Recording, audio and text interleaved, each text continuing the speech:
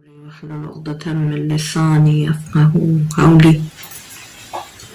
آپ سب کو امام حسن مجتبی علیہ السلام کی ولادت باسعادت کی مناسبت سے تبریک اور تہنیت عرض کرتی ہوں۔ ایک سوال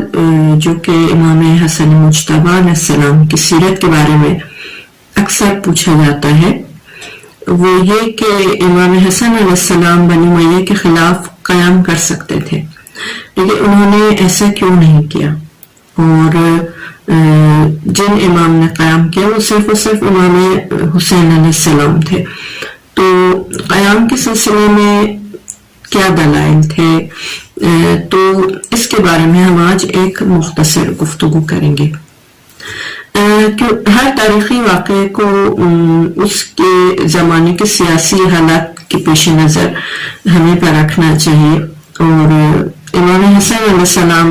نے حکومت کو ہاتھ میں لینے کے بعد جو سب سے پہلا کام انجام دیا وہ معاویہ کی لشکر کشی اور خطرے کا مقابلہ کرنے کے لیے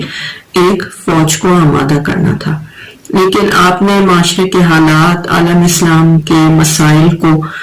ہر اعتبار سے پرکھنے اور معاویہ کے مقابلے میں اپنی حکومت کی عسکری طاقت کے پیش نظر صلح کرنے کا فیصلہ کیا اور جنگ کو جاری رکھنے سے پرہیز کیا، کیونکہ ان حالات میں جنگ کو جاری رکھنا مصلحت کے خلاف تھا۔ اور تاریخ گواہ ہے کہ اولاً امام حسن علیہ السلام کو مخلص دوستوں اور کمانڈروں کی کمی کا سامنا تھا، اور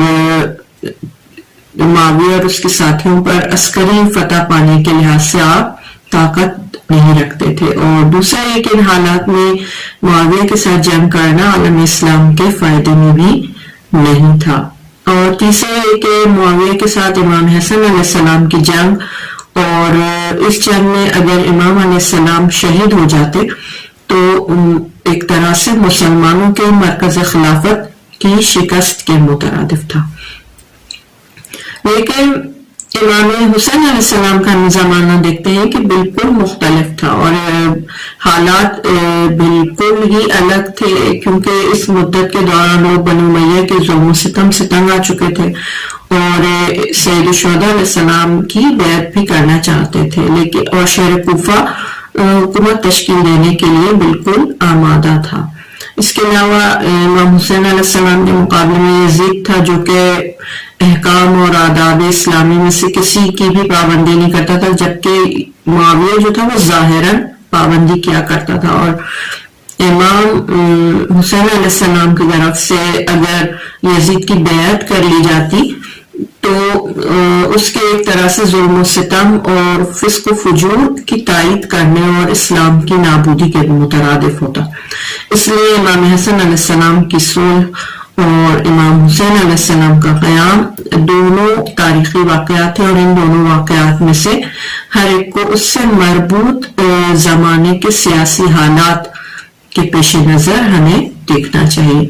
اور ہماری نظر میں دونوں امام معصوم ہیں اور بھول چوک سے بھی پاک اور منزہ ہیں، اور اگر امام حسین علیہ السلام امام علی علیہ السلام کے جانشین کی حیثیت سے امامت کے عہدے پر فائز ہوتے تو آپ بھی یقیناً وہی کام انجام دیتے جو کہ آپ کے بھائی امام حسن مجتبی علیہ السلام نے انجام دیا۔ امید ہے کہ ہمیں امام حسن علیہ السلام کی زندگی کے اس پہلو کو سمجھنے میں بھی مدد ملے گی، اور ہم یہ کوشش کریں گے کہ امام حسن علیہ السلام کی زندگی کے تمام پہلوؤں کو دیکھیں اور اس پر تحقیق کریں، اور اس کے بعد جو ہے مخالفین کے جوابات جو ہے وہ دے سکے۔ والسلام علیکم ورحمۃ اللہ وبرکاتہ۔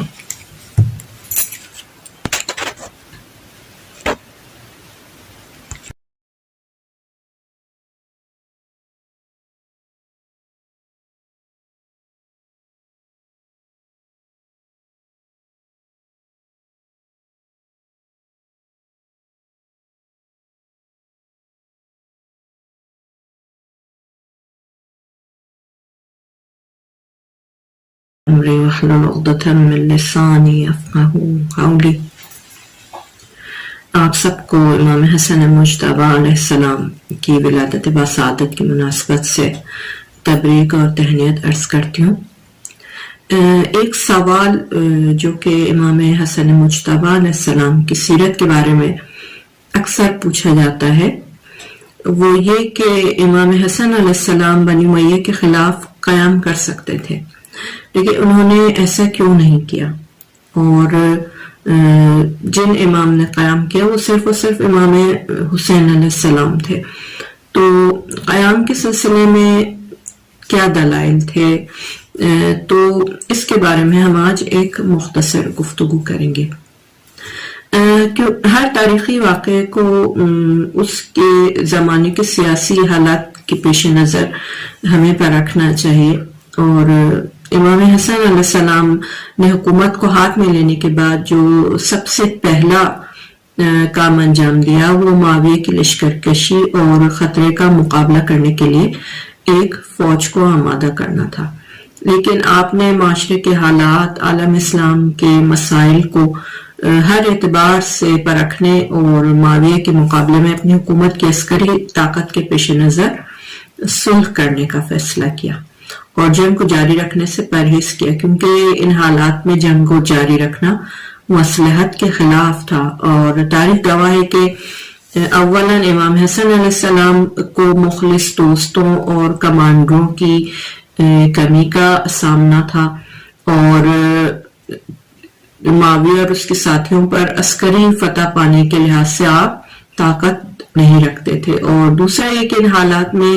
معاویہ کے ساتھ جنگ کرنا عالم اسلام کے فائدے میں بھی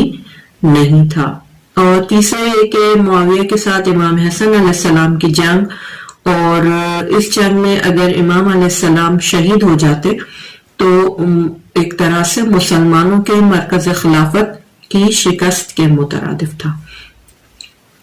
لیکن امام حسین علیہ السلام کا زمانہ دیکھتے ہیں کہ بالکل مختلف تھا، اور حالات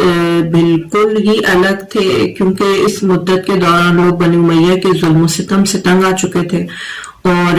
سید الشہداء علیہ السلام کی بیعت بھی کرنا چاہتے تھے، لیکن اور شہر کوفہ حکومت تشکیل دینے کے لیے بالکل آمادہ تھا۔ اس کے علاوہ امام حسین علیہ السلام کے مقابلے میں یزید تھا، جو کہ